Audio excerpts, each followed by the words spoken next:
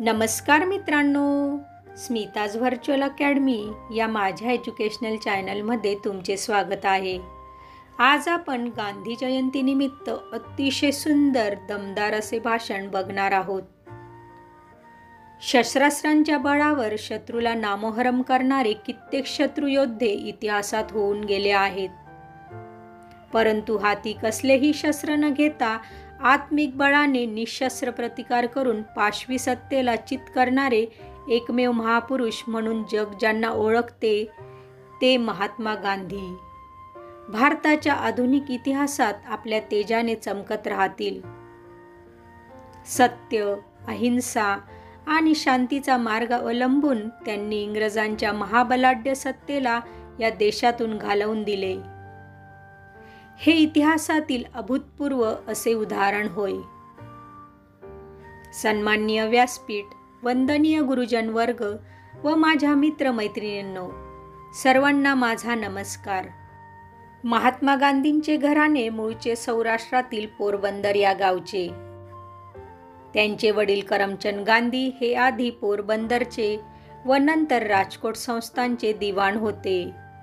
गांधीजींचा जन्म पोरबंदर येथे दिनांक 2 ऑक्टोबर 1869 रोजी झाला.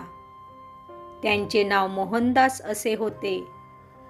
आई पुतळाबाई ही अतिशय धार्मिक वृत्तीची होती.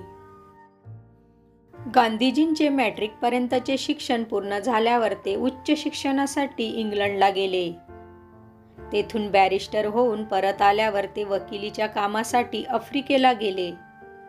आफ्रिकेत युरोपियन लोक हिंदी लोकांना हीन लेखून त्यांच्यावर अत्याचार करीत असत. त्याविरुद्ध त्यांनी तेथल्या हिंदी लोकांना संघटित करून सत्याग्रहाच्या मार्गाने त्यांना न्याय मिळवून देण्यासाठी चळवळ केली.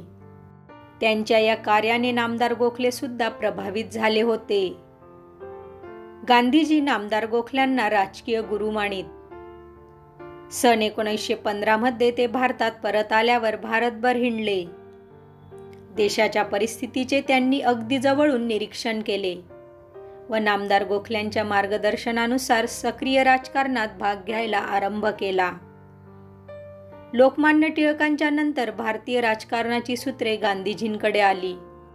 त्यांनी सत्य, अहिंसा, शांती व असहकार या तत्वांचा उपयोग राजकारणात करून भारतीय राजकारणाला नाविन्यपूर्ण वळण दिले. सन 1930 मध्ये मिठाचा सत्याग्रह करून इंग्रजांच्या पाशवी सत्तेला जबरदस्त शह दिला. त्यावेळी एका बातमीदाराने त्यांना प्रश्न केला की तुम्ही तयार केलेले पसाभर मीठ साऱ्या देशाला कसे पुरणार.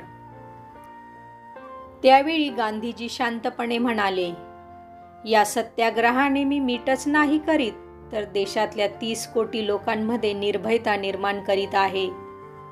त्यांच्या या उद्गारावरून सत्याग्रहाचे त्यांचे उद्दिष्ट काय होते व ते उद्दिष्ट शांततेच्या मार्गाने कसे साध्य करायचे हे दिसून येते. सत्ताधाऱ्यांचे व विरोधकांचे हृदय परिवर्तन करण्यासाठी ते उपोषण करीत. त्यांनी राजकारणात स्वदेशीचा मार्ग स्पष्ट करण्यासाठी खादी, ग्रामोद्योग, मद्यपान बंदी, ग्रामोद्धार, निसर्गोपचार इत्यादींचा अवलंब केला. अस्पृश्यता निवारण, हिंदू मुस्लिम ऐक्य, राष्ट्रीय शिक्षण यासाठी ते आयुष्यभर लढले. परिणामतः 15 ऑगस्ट 1947 रोजी इंग्रज या देशातून चालते झाले. भारत स्वतंत्र झाला. त्या काळात गांधीजी हिंदू मुस्लिम दंगल शमवण्यासाठी पदयात्रा करीत होते. दिनांक 30 जानेवारी 1948 रोजी ते प्रार्थनेसाठी येत असताना एका धर्मांध माथेफिरूने त्यांची हत्या केली आणि हा महान आत्मा अनंतात विलीन झाला. धन्यवाद. जय हिंद, जय भारत.